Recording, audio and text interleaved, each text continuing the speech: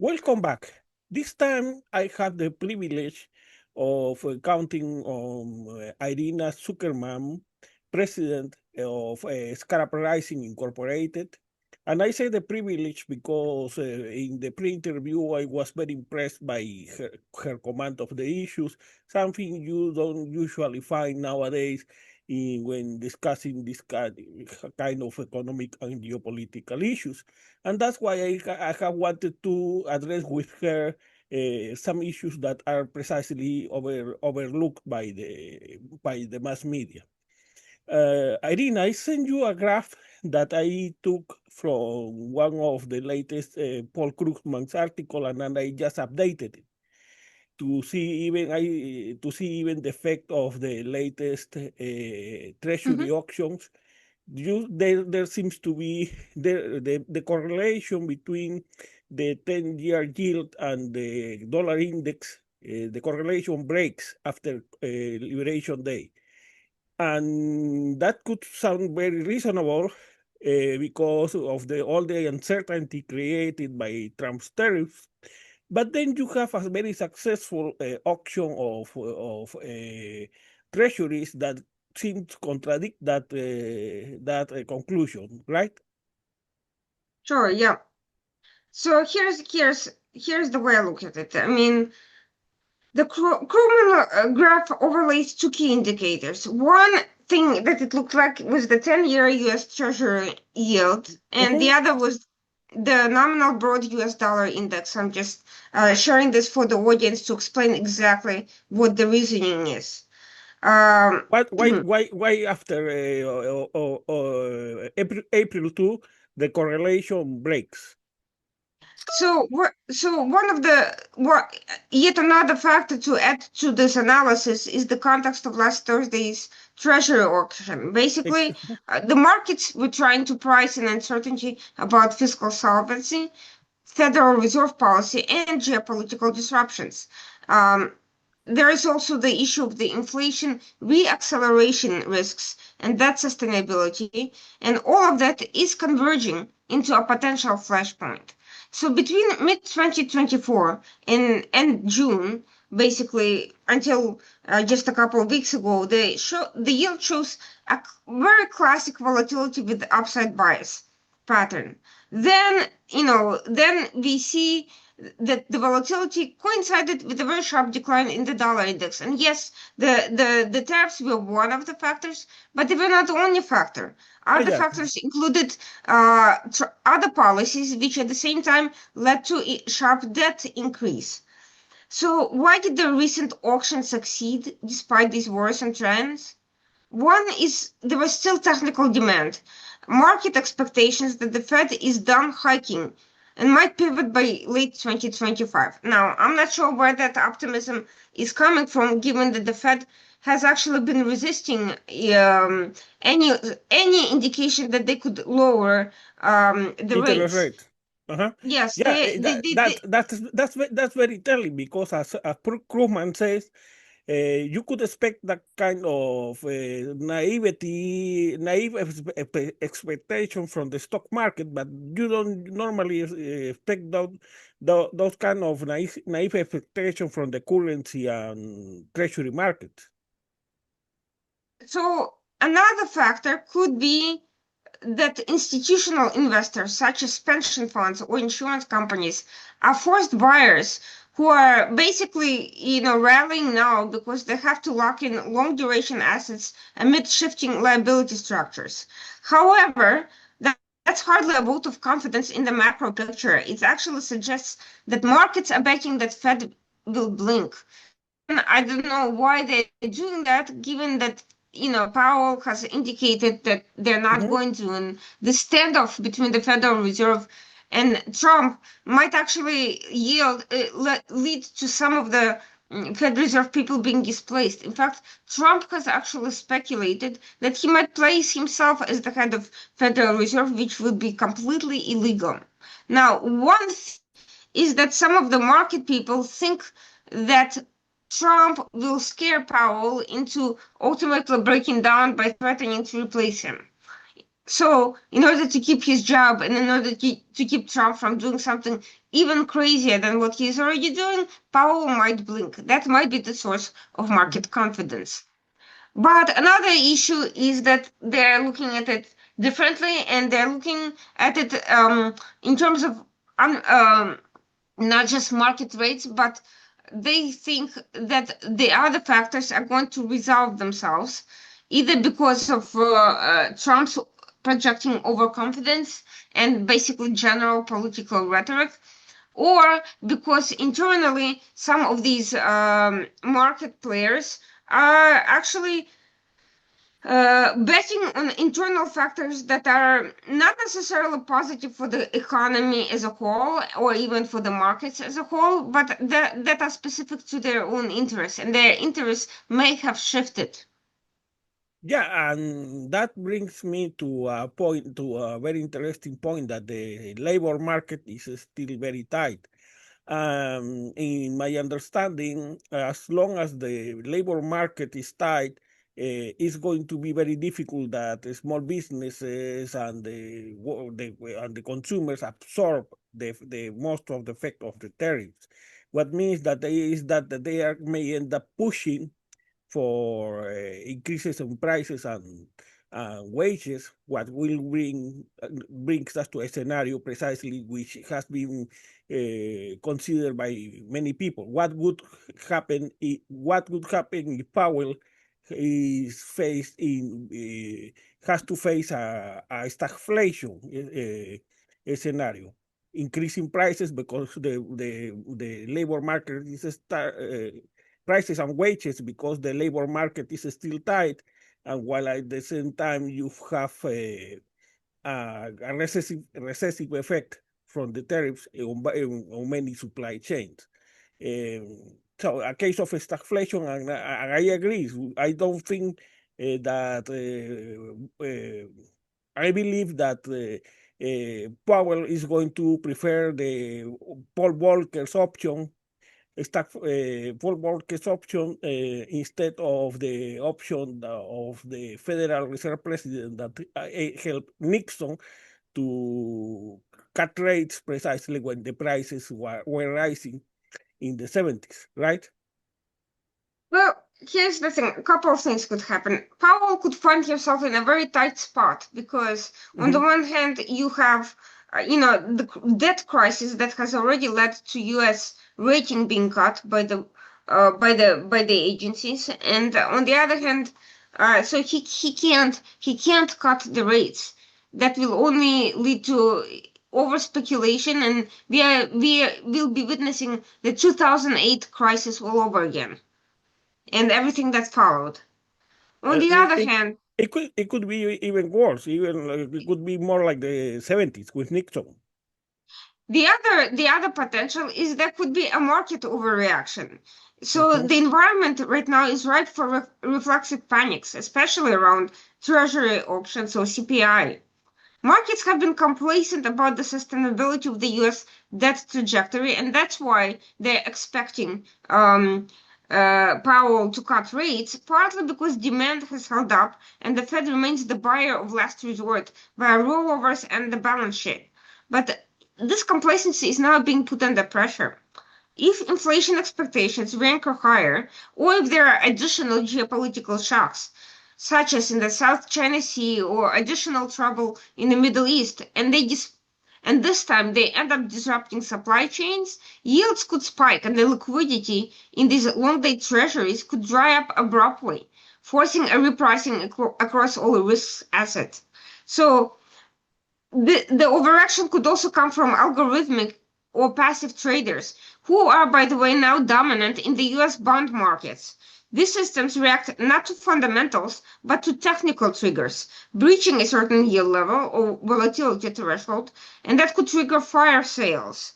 So imagine panic at that level. This could ripple into credit markets, stock prices, leading to even broader dislocations, a rising debt servicing cost amid the fiscal standoff would only make it worse. So we are witnessing some very frightening scenarios depending on what happened. Now, if those geopolitical shocks don't materialize in the next few months, um, it we could slip by without any major crisis.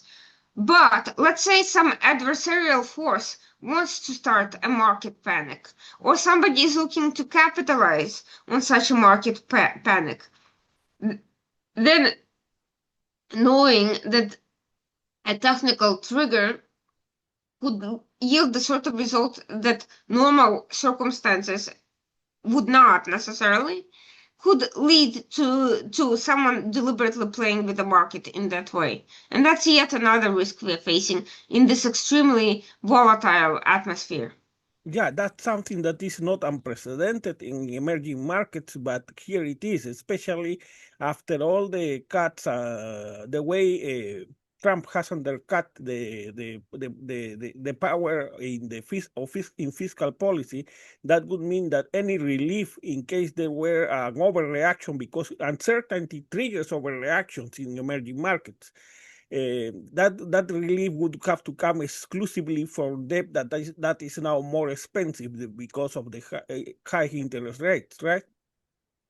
I mean, that could be one of the potential triggers. And imagine if it turns out that the U.S. government will not pay up the debts. And given that we're dealing with Trump here, that could happen. Trump has already showed indications of not essentially moving on uh, expected promises, some of the electoral promises, some of the U.S. government policies that and that's and financial commitments and allocated congressional funding. If Trump can ignore and try to claw away congressional funding and reallocate congressional funding from programs to which they were allocated to no one even knows where, Mhm. what makes everyone think that he will not default on the debt?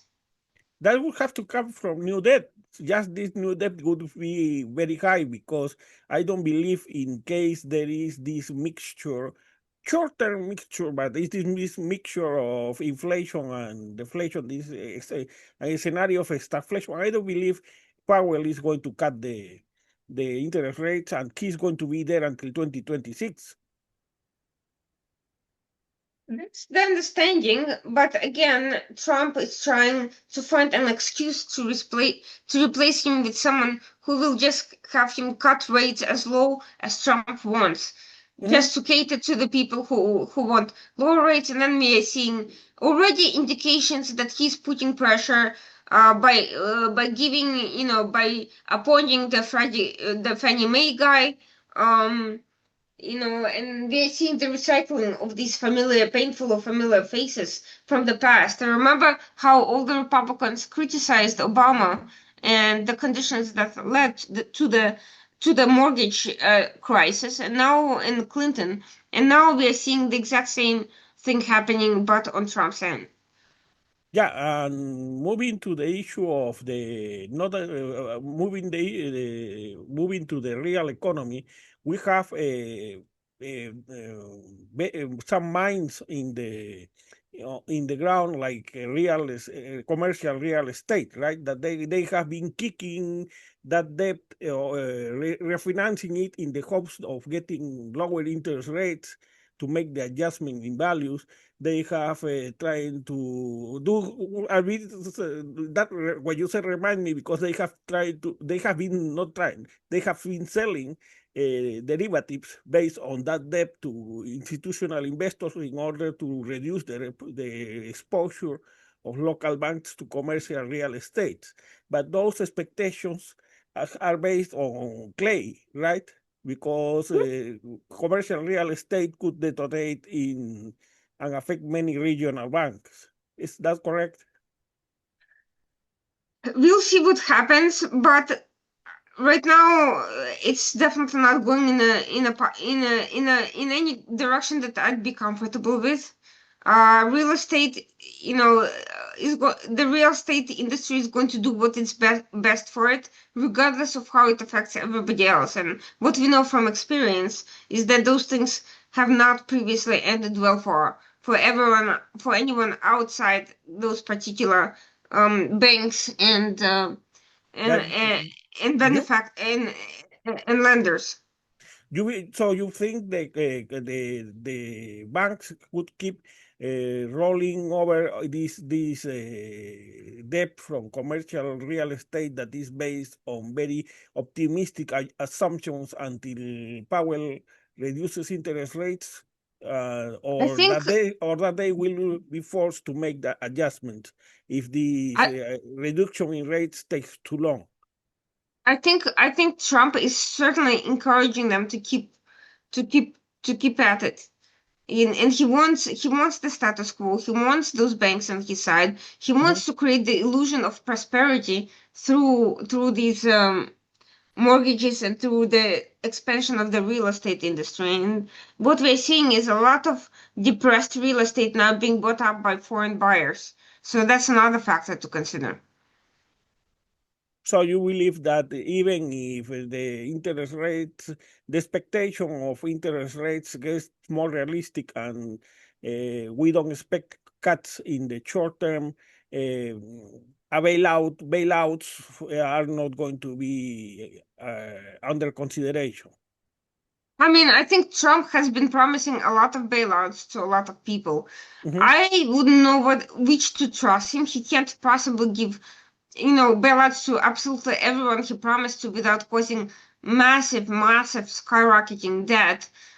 He already has to some extent, but we don't know what he is actually committed to. That's the problem. It's very hard to plan when you don't know what the actual policy is really going Mhm. to be.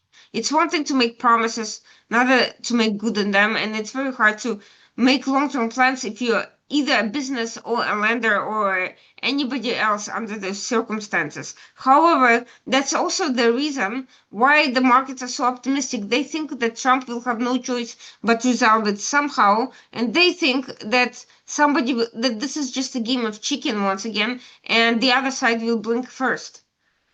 I'm not so certain, and I'm not sure it's just a game of chicken anymore, and I'm not sure that Trump really cares about the consequences of uh, of of his own policies.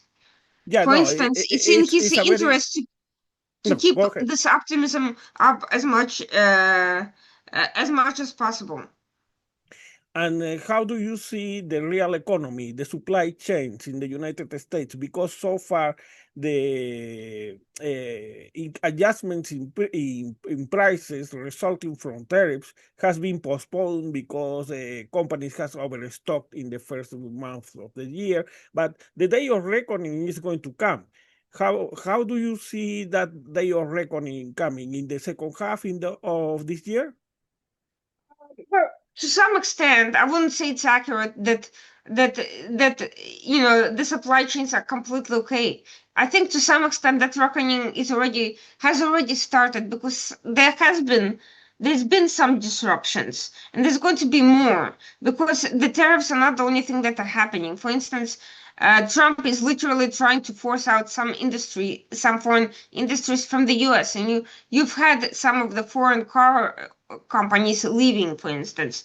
You've seen, pressure on other industries. You're seeing foreign workers at some of the jobs that are being forced out. So of course, What there's going what to be disruptions. What industries would you mention if I ask you to mention two of them where those Definitely effects are being seen right now? automotive already. We're Yep. seeing some of that already. That's for sure. I would say everywhere else it's not quite as visible, but it's still happening because we still we're still cutting across the board foreign markets. We still have tariffs. They're not as high as there's not a zero tariff policy even on the countries that used to be zero before. So of course there's going to be expenses accumulating and it may take a few months for them to accumulate to the point, but any extra cost will cause at least minimal supply chain disruptions In, in any essential industry, really. in retailing, when do you believe could be the day of weakening, the day of reckoning, in the next month before the end of the year? Within 6 months, I think it would start. I think that's Mhm. safe to say. Especially, by the way, the key date, July, July is coming up. We're going to have to see what the ultimate policy is going to end up being. But remember, the China deal has not been fully in effect. In fact, it seems that Trump has jumped the gun too early before anything was really actually approved. Um, Most of the other countries are not even close to renegotiating their deals. So Trump Mhm. is either going to have to give another postponement or he's going to have to make a decision. And we are not go- and we have no indication of what decision is going to be because that's not what he's been talking about lately. He's been focused on the foreign affairs and he hasn't been talking about the tariff policy as much lately. So Mhm. my expectation is if this is supposed to be an automatic policy, unless Trump actually says that he's freezing it for another 90 days or whatever, it's going to kick in the day he said it would. And then we're going to have another Liberation Day market crash scenario, and then he's going to probably do the same thing. And we could see the cycle over and over again. And that even if he ultimately does not go with the highest tariff rates, that's still going to have cause these disruptions. Just the uncertainty of it. One last question about the economy is we see a president that threatens with tariffs, threaten Apple and Mattel with tariffs as if they were countries. That conveys an idea that the president and his team don't know what they are talking about. This increases uncertainty, of course. And in this environment of increased uncertainty, Besant, the Treasury Secretary, is pushing for bank deregulation, right? I think they're trying to come up with a policy that could account for the uncertainty, but I think that in itself would have to be an exceptionally conservative policy, and that in itself could trigger negative economic reactions, especially if it doesn't end up being as bad as they predict. So it's hard to create any coherent policy when you just don't know which way it's going to go. You don't want to overreact in advance and then have to figure out how to bail yourself out of it if the situation actually moves in a more market-free direction. Yes, but the push for the regulation in the financial system, as if what they did in 2017 was not enough, obviously helps to increase this uncertainty, right? Because as I see, regulation should be the anchor where you can at least have an idea how reliable financial institutions are in times of uncertainty, of high volatility, right? So here's the big thing. The courts essentially found that Trump has no right to impose all those tariffs without congressional authorization. Mhm. But Congress has been, in essence, rubber stamping a lot of what Trump is doing. And although there's been some resistance to the tariff policy, I don't know that it's sufficient to ultimately not bring about, a complicit Congress that will back Trump, even on the craziest tariff situation. And meanwhile, we have partners that are literally walking away from the table. We have the Japan-U.S. Relations at a very long time low over this and other related matters. Um, so, despite the fact that Trump was found to be literally violating the Constitution in the way he applied the tariffs, he's still not backing away from the policy. Yeah, no, yeah, they have been just postponed. But But the thing is, based on the recent judicial findings, they should be completely canceled. They're completely unconstitutional I in the way agree. they were. I Yeah. agree that would be the end of the discussion, but unfortunately, not even the Democratic Party is opening its mouth to counter. They push a bill, and then it happens that some of their members fail to attend for the vote, and then at the end it happens what you have just said, that the Congress rubber stamped by default. They rubber stamp Trump's tariffs, and Democrats, well, Well, here's the thing. This is an opportunity for Trump to back away gracefully and quietly, to Mhm, just not enforce his own policy now that the mhm. courts have found that he's violation. The alternative includes protracted legal battles, having to actually go to our Congress and ask for that thing that Trump really doesn't want to do because it could get ugly then, because not everybody is on board with this policy, and that means more divisions and more scandals and more confrontations with people at the time when he's already facing multiple other crises, on foreign policy issues.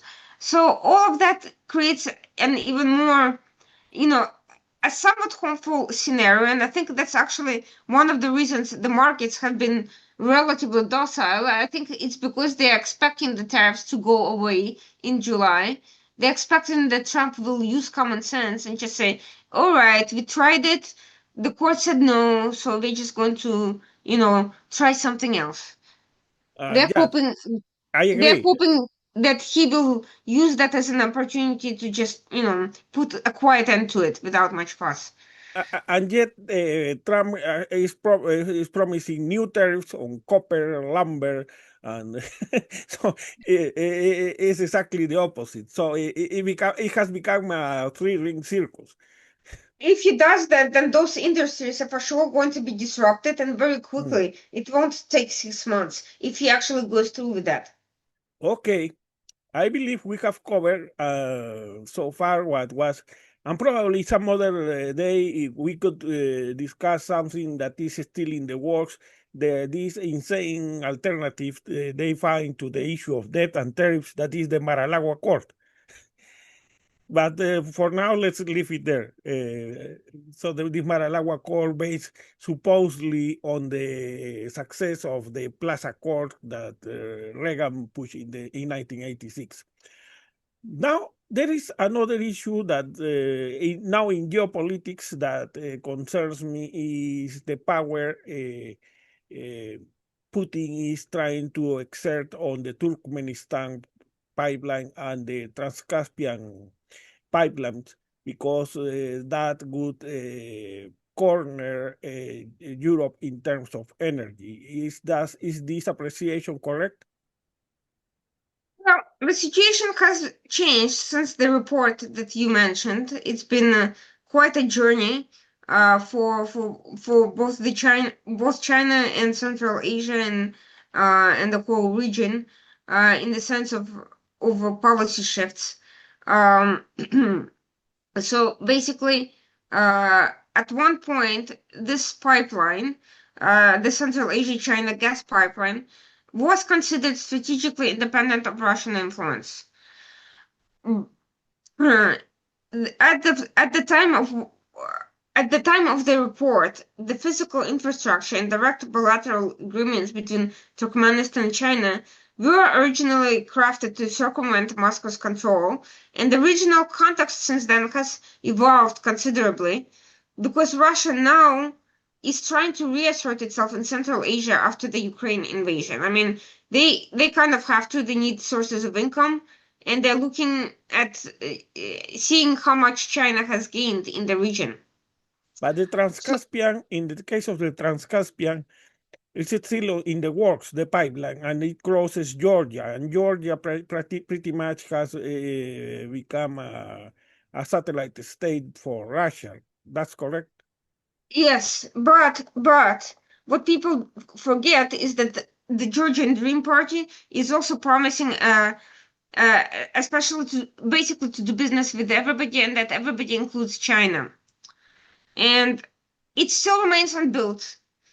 But the interest has recently been revived, and not just from Europe, which had a stake in it as well, but also from Turkey, from the South Caucasus, and and of course China is trying to kind of join in because it does see the Caspian Basin as a critical flank in the Belt and Road energy framework.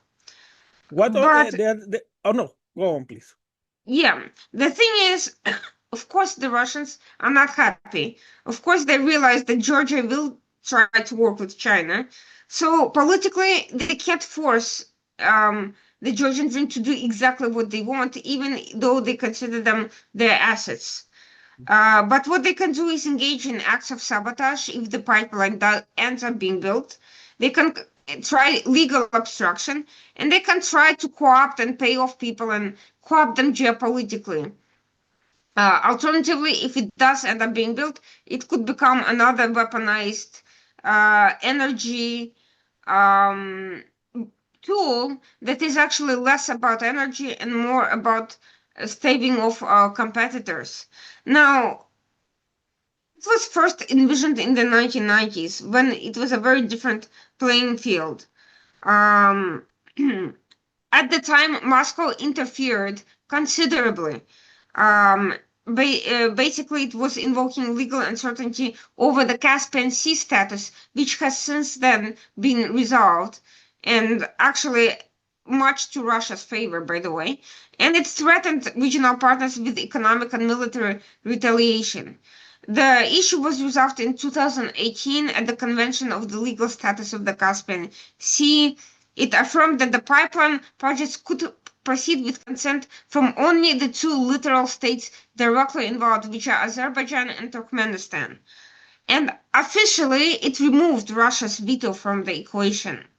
However, the political will to act on it has been hesitant because Russia is known for their acts of sabotage around the world, and no country wanted to provoke Russian hybrid retaliation without clear Western support. And that clear Western support in the last few years has not been forthcoming, and with Georgia being basically co-opted by Russia and now increasingly China, the West is, especially the United States, is concerned about lending clear support to such a project. European countries are less hesitant. They actually might prefer to side with China in the absence of the U.S. in the playing scene against Russia, because while they do see China as a threat, many of them still view China as a potential business partner, and they still see China as a lesser and less immediate threat than Russia, even though China has been helping Russia vis-a-vis anti-European actions. But with respect to energy projects, they see that there is a difference in interest between the two parties. I want to address my next question about precisely the Chinese factor. But first, before that, in the case, I read there were negotiations that had gone nowhere to increase the supply of Qatari gas to Europe. Do you know how any update on that issue? Well, so here's the thing. Europe is now facing big decisions because it has now committed to completely cutting off Russian gas in a Mhm. couple of years. Qatar is using that opportunity to negotiate higher prices. Moreover, some of these Qatar deliveries take a long time. Any gas deliveries will take a long time. So Qatar is trying to run out the clock on the timeline of European commitment to cutting off Russian gas, so it could capitalize on the uncertainty and on the desperation of the Europeans to jack up the prices and basically say, well, if you don't commit by such and such a date, I won't be able to deliver. Any chance that Europe goes back to nuclear for because, for instance, Germany, Friedrich Merz has not been able to reverse Merkel's torpid policy or about nuclear, closing nuclear plants that were an alternative to Nord Stream, to the Russian gas. Any chance that Germany is going to reverse that absurd policy? I think Merz is going to try. I'm not sure if it's his first priority. There's several issues going on. First of all, Germany is still on its own, independently of the European Union, Mhm. involved in Russian energy issues. So that would mean Germany on its own would have to terminate those issues, and the Russian influence against nuclear energy has been quite strong. The other issue that Merz is facing is the rise of AfD, which is pro-Russian and which has been one of the parties that has benefited from the Russian energy deals, Mhm. politically speaking. So they're likely to oppose the nuclear development for completely cynical, self-serving reasons. That said, there is increasing pressure on Germany from other countries. They're seeing that France is nuclear rising rapidly and counting on nuclear to basically propel them to leadership in Europe. And there's always that underlying competition between France and Germany. Sweden is nuclearizing rapidly, and other countries are also exploring a return to nuclear energy, and it's just becoming the hottest new thing. You also add to this the whole issue with the AI and the energy required to keep up data centers and AI creation, and there's a lot of factors for Germany to reconsider. But even in the best case scenario, it's not going to be an overnight project. It's going to take years of lobbying. And, and if that's Merz at his most decisive, and if he manages to galvanize a broader support, and even then, implementing the decision once it's made positively is going to take time from just a logistical and physical standpoint. Even to reopen the three plants that Germany closed during the Merkel era, even that Yeah, will even take that, years. it, I mean, it depends on their condition, but from a political standpoint, it could. From a logistical standpoint, a lot depends on A, their condition, and B, also political will. Yes, because the Even Greens are coordinating part what of I'm the saying, coalition. huh? No, yes, because the Greens, Merz has a very slim majority, and the Greens who are opposed nuclear energy are part of his coalition. That's a problem. Exactly. If that's a problem, then you have AfD that's pushing from the other side. That's a problem. And he has also, he has to deliver on his other priorities, including support for Ukraine, including rapid defense spending increase and mobilization, and considering that he's also potentially discussing drafts inside Germany. Mhm. Um, all of those are controversial decisions. So I'm not sure what he's going to ultimately prioritize because he can't fight all battles on all fronts with his current level of support. What brings me to Zelensky's victory plan. But before that, I would like to your opinion about. Let me present you with a scenario. Zelensky is forced into a humiliating defeat. Putin destabilizes Ukraine, and now Europe is cornered in terms of energy. uh, what are the chances? So the American policy should always have been, in my opinion, to isolate Putin and try to get it into some terms of accommodation with China, which is not easy, but it is the lesser evil, considering that China needs the West more right now than they need Putin because of their deflation and their overcapacity problem. Yet we have been doing exactly the opposite, pushing Xi towards Putin. What are the chances, because of the of Trump's tariffs or whatever other reason, of Europe being more proactive and getting into accommodation with China? So we will try to help you process that overcapacity with with some uh, aid in terms of trade in exchange of you implementing more rational policies, but above all by helping us by cutting Putin's lifeline, because the Ukraine war wouldn't last more than a few months if China cut the lifeline, the economic lifeline he has been providing Putin, right? Here's the problem. It's sort of a catch-22. The Mm-hmm. moment Europe is concerned about strengthening China, not only because of direct competition right now, but also but also because the moment China gets strong enough and overcomes its crisis, it goes right back to supporting Putin because ultimately, ideologically, and because of its own geopolitical objectives, it's more aligned with Russia than it will ever be with the West. So Let me make a, because probably I was not clear enough. I'm not saying about talking about splitting, because that's chief from Putin, that was not going to be possible. What I am talking about is that gaining time so Europe can have that transition with which it's struggling in their procurement, defense procurement upgrade. How, I don't know how feasible, is it still possible, precisely, you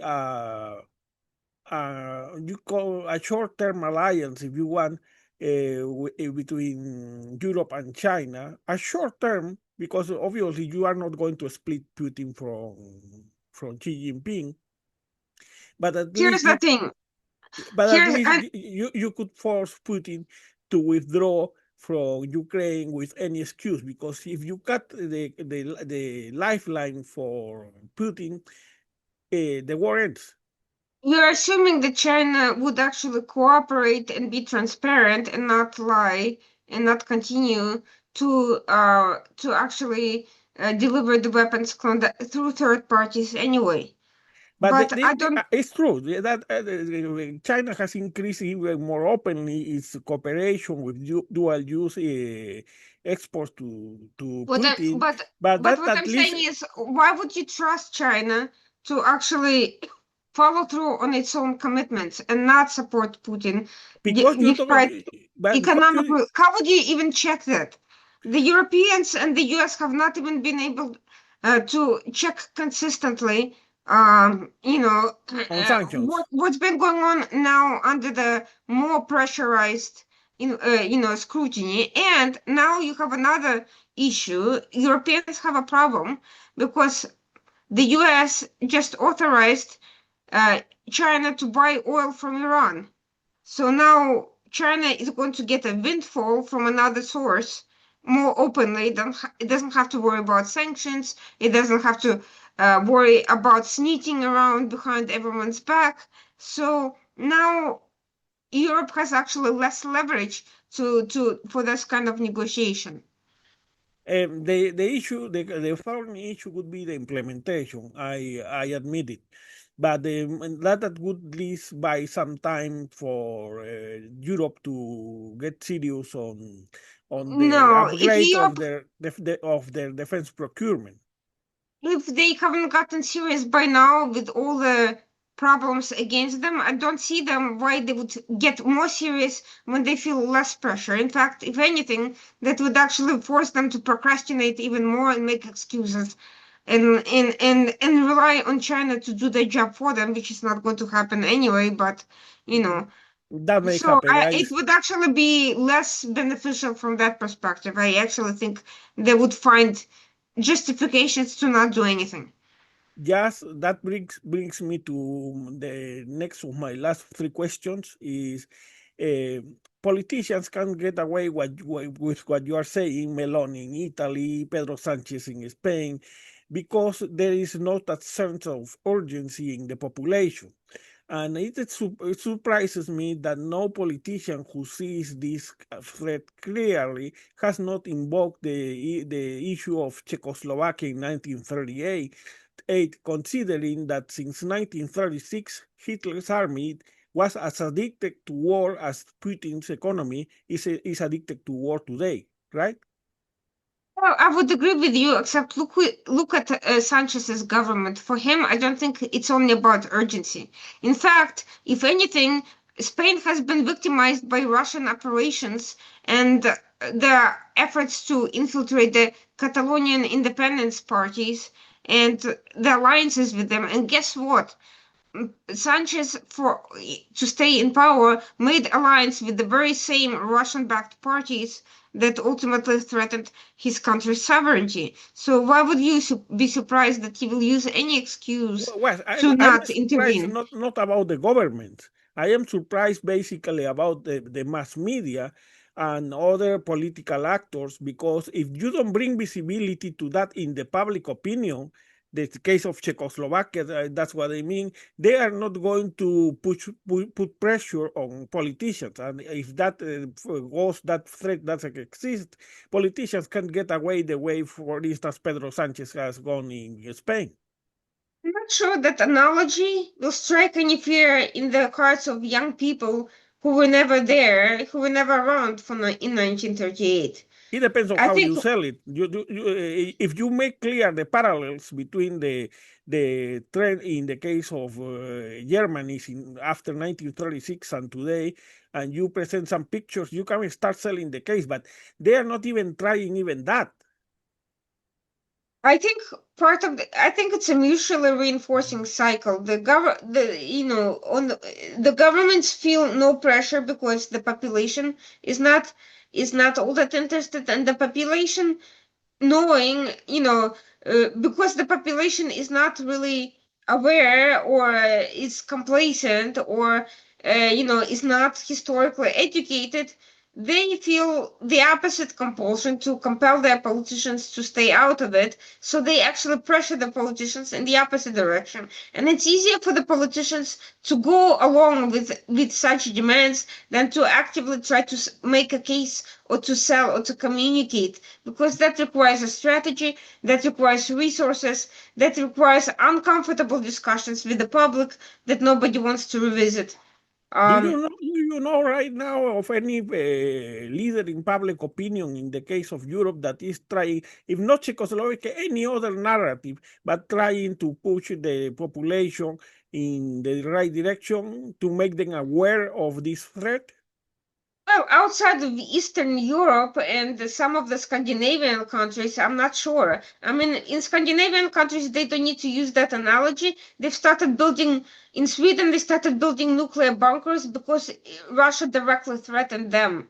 And so the public is aware, and because the government has started to force them to do those things, and they joined NATO because of all of that, I think there is, less complacency. But Germany, France, the United Kingdom, Switzerland, Spain, Italy, Portugal, all of these countries, first of all, feel far away from the conflict directly. In France, it's beginning to change because the intelligence is leaking the information, but the political leadership is still, playing different political lobbies against one another. So if they start pushing this single-minded agenda, that means alienating some of the other political supporters who are more to the left, for instance, or to the right, to the more radical left. I mean, look at Macron's government. He had to make an alliance with Mélenchon's party in order to retain power. He had multiple political crises. So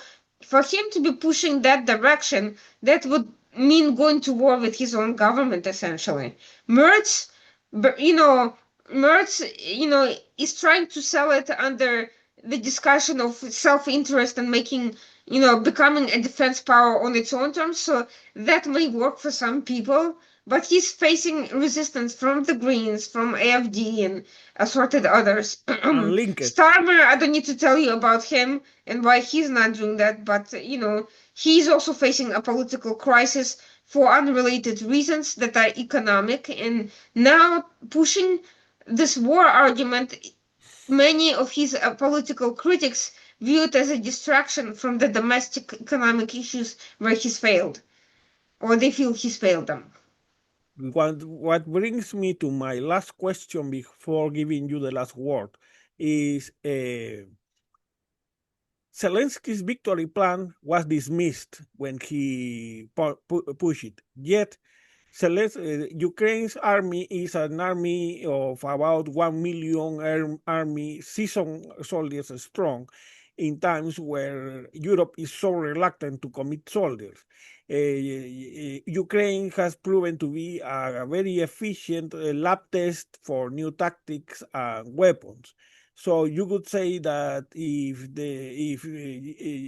the overhaul of Europe's procurement is serious, it would need two things: Ukraine, because of the soldiers, because of the innovations, and it would need clear guidelines in order to have a serious consolidation in the case of the Europe's defense industry, and long-term contracts that make possible investments where innovation is not enough and you need invention. What is your take on this? The truth is, it's not really just about the shortage of soldiers or ammunition, because you can make more ammunition if you really want to. You have a cycle of people who are simply unprepared for hardship. It's not any one particular factor. It's not that Europe doesn't realize that Ukraine is a, has something to offer to them. I think they do. I think many people have woken up to that fact, and it's not just a seasoned army and their surprising military successes and defense innovation and tech savvy and all these other skills that have been developed over time. It's that they fear uncertainty of outcome. They fear any sort of loss of status, of stability. They don't want to have uncomfortable conversations what it would take to back Ukraine fully, what kind of risks there are, and and having to tell the electorates about potential hardships. Because talking about long-term hardships and pains is a conversation no politician ever wants to have, no matter how well they understood the threats and the advantages of particular courses of action. So the simple truth is they're afraid of their own voters. It's not that they're so afraid of Russia, really. It's that they're afraid of voters. They're afraid of being voted out of office in favor of somebody who is not going to take that line and who's going to make friends with Putin and promise people that their lifestyle will remain the same and they won't have to fear any discomfort and any economic differences or pressure or shortage or or confrontations with asymmetrical warfare. Yes, but that says a lot about Europe's leadership, because you see, It does. Roosevelt, FDR, had to struggle with isolationism, and he practically transformed public opinion from 1939 to 1940. And while Europe, after 3 years of war, is still stumbling on its own feet. Well, no, Roosevelt took until, basically almost well into 1940s to enter the war. During 1939, yes, they were providing economic assistance to the Allies, but US Mhm. was not entering the war. No, it was not entering the war, but he used any trick on the law before Lend-Lease, like destroyers against bases and things like that. He used every trick on the law to support England to hold the line against the Nazis, and he did it in much more adverse conditions in just a year and a half, while Europe is still stumbling on its own feet after 3 years of war. Well, remember, a lot of the European countries ended up also being literally taken over by Hitler's people. Remember the French Vichy regime and the Mhm. situation, what was happening in Norway and all these other places, and between them and the Soviet Union, those countries, have had weaknesses, both physically in terms of actual defense, and which led them to fall, and politically, which led them to move in those directions and to give up too quickly as well. But today, Now we are today seeing. Europe, today Europe's the only kingsling they have today is Orban. Now let me ask you one last question before giving you the last word. Is how, in my opinion, if Ukraine falls, with Ukraine falls an army of seasoned soldiers that Europe doesn't have. That falls a laboratory for new tactics that Europe doesn't have. So, in my opinion, if Ukraine falls, the seriousness of the effort to overhaul the Europe's defense industry falls with it, falls with Ukraine. Is that correct? Well, I don't think Ukraine is going to fall because, quite frankly, I hope not. I hope not. But Russia is having a lot of trouble, moving forward, especially after the Operation Spiderweb. And I have a feeling we can see more surprises. And with But Iran's capacity, let's place ourselves in that extreme scenario.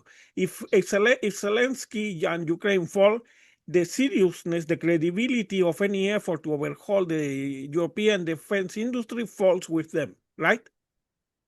I think it could, but I think it could also be a wake-up call, because guess what happens then?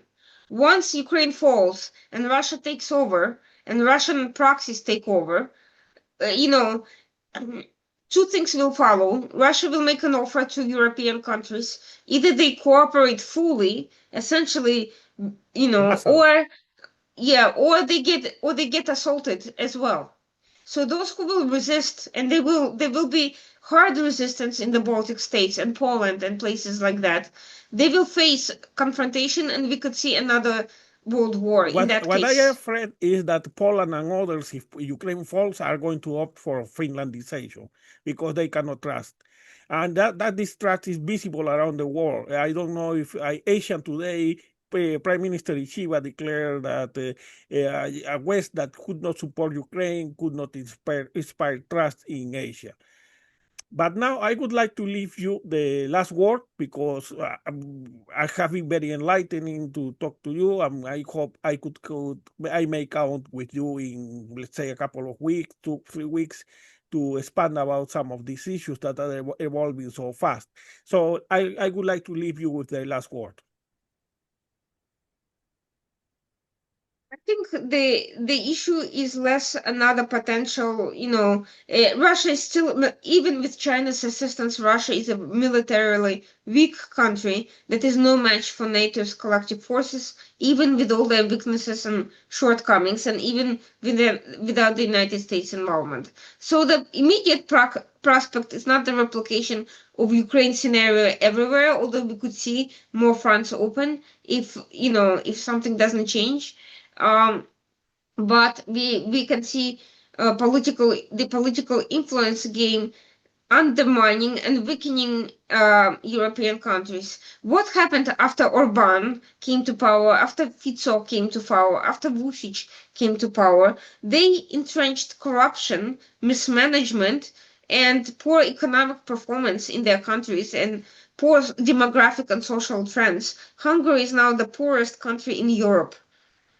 So now the competition, now the opposition, center right, classical liberal is leading in the polls in Hungary. Let's hope he survives till the next election and doesn't end up in prison or worse.